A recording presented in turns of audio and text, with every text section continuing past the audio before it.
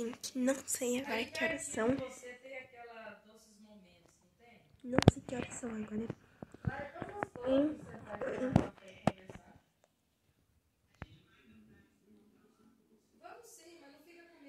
Gente, olha isso aqui no meu rosto, né? Bom, gente, vamos lá. Meu material pra amanhã, né? Com certeza amanhã eu vou ter que ir pra escola, né?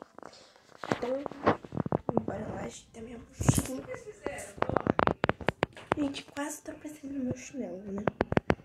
Vou pegar aqui, tá um pezinho essa mochila aqui, que eu vou ter que fazer uma redação, tipo um trabalho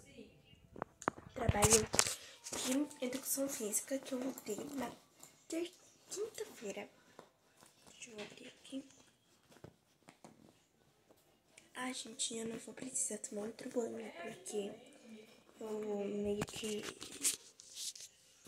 já tomei banho, né?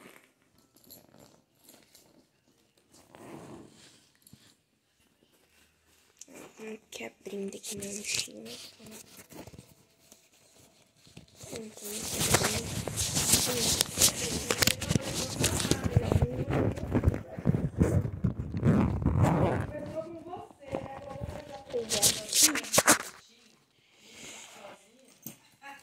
Eu vou tirar os cadernos. Acho que eu vou tirar os livros. Os livros e os cadernos, depois eu vejo o que eu tenho, né? Então, ó, os livros. Gente, como eu vou ter ensaios na terça e amanhã,